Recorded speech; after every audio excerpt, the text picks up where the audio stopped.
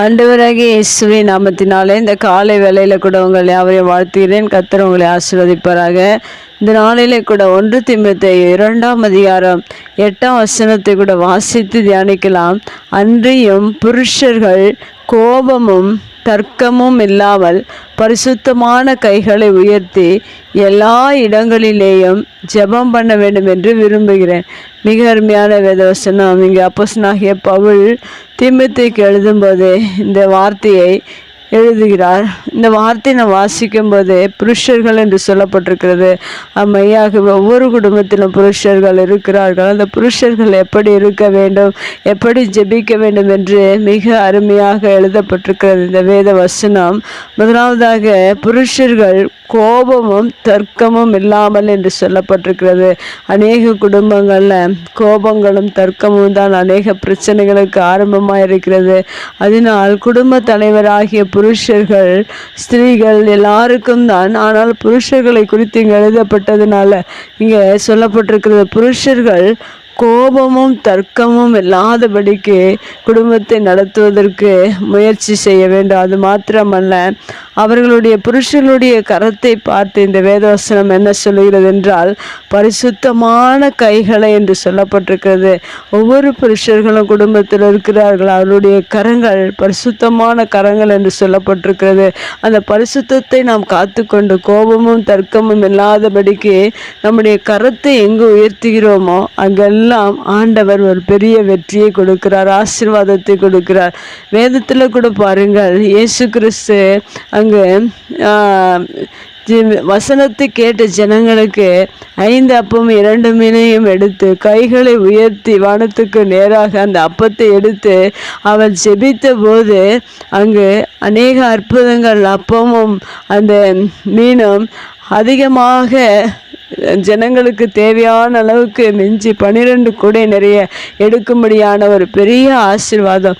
அந்த பரிசுத்தமான கரத்தை இயேசு கிறிஸ்து உயர்த்தி ஜெபித்து அந்த அப்பத்தை ஆசீர்வதித்தார். அப்பொழுது அது ஆசீர்வாதமாக மாறி அநேக ஆயிரங்கள் சாப்பிடும்படியாக, திருப்தி அடையும்படியாக ஒரு ஆசீர்வாதம் அந்த இடத்துல உண்டானது, அந்த கைகளை உயர்த்தின போது. அதுபோல் குடும்பத்தில் இருக்கிற புருஷர்கள் கைகளை உயர்த்தி எங்கெல்லாம் ஜெபிக்கிறார்களோ அங்கெல்லாம் தேவன் ஆசீர்வாதத்தை கொடுக்கிறவராக இருக்கிறார். அங்கெல்லாம் தேவன் வெற்றியை கொடுக்கிறவராக இருக்கிறார். அதற்காக புருஷர்கள், குடும்பத்தில் இருக்கிற ஒவ்வொரு புருஷர்களும் உங்கள் குடும்பத்தில் நீங்கள் உங்கள் பரிசுத்தமான கரத்தை நீங்கள் உயர்த்தி ஜெபித்து பாருங்கள். அந்த இடத்துல ஆசீர்வாதம், அந்த குடும்பத்தில் ஆசீர்வாதம். நீங்கள் எங்கெல்லாம் ஜெபிக்கிறீர்களோ அங்கெல்லாம் வெற்றியும் ஆசீர்வாதம் மெய்யாகவே உண்டு.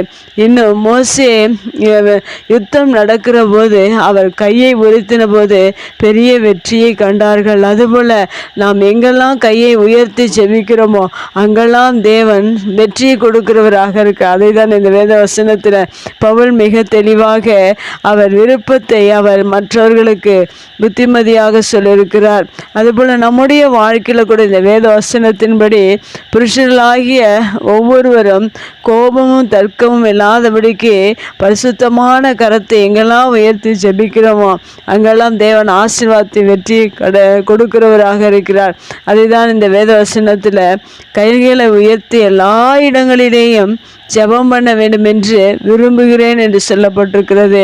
பவுல் விரும்புகிற இந்த காரியத்தை நம்முடைய குடும்பத்தில் புருஷராக இருக்கிற நாம் ஒவ்வொருவரும் நாம் தர்க்கமில்லாதபடிக்கு, கோபமில்லாதபடிக்கு அந்த பரிசுத்த கரங்களை உயர்த்தி தேவனுடைய ஆசீர்வாதத்தையும் தேவனுடைய வெற்றியும் நம்முடைய குடும்பத்திலும் சமுதாயத்திலும் எல்லா இடத்திலும் ஆசீர்வாதத்தையும் வெற்றியும் பெற்று தருகிற புருஷர்களாகிய நீங்கள் உங்கள் பரிசுத்த கைகளை உயர்த்தி தேவ ஆசீர்வாதத்தை பெற்றுக்கொள்ளுங்கள்.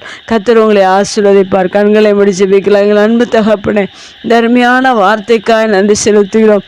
புருஷரை குறித்ததான இந்த வார்த்தை ஒவ்வொரு குடும்பங்களிலும் நீர் ஆண்டவரே எப்படிப்பட்ட ஆசீர்வாதத்தை நீர் வைத்திருக்கிறதற்காக நன்றி. ஒவ்வொரு புருஷர்களுக்கும் நீர் பரிசுத்த கரத்தை நீர் கொடுத்திருக்கிறதற்காக நன்றி. அந்த கரத்தை உயர்த்தி ஆசீர்வாதத்தையும் வெற்றியும் ஒவ்வொரு குடும்பங்களிலும், ஒவ்வொரு சமுதாயத்திலும், ஒவ்வொரு ஜனங்களுக்கும் ஆசீர்வாதத்தை அளிக்கக்கூடிய கரத்தை நீர் ஒவ்வொரு புருஷருக்கும் நீர் கொடுத்திருக்கிறதற்காக நன்றி. அவர்களுக்குள்ள இருக்கிற கோபமும் தர்க்கமும் எல்லாவற்றையும் நீர் மாற்றி நீர் ஆசீர்வாதத்தை கொடுக்க போகிறதற்காக நன்றி செலுத்துகிறோம். தொடர்ந்து நீர் நடத்துங்க, ஆசீர்வதிங்க.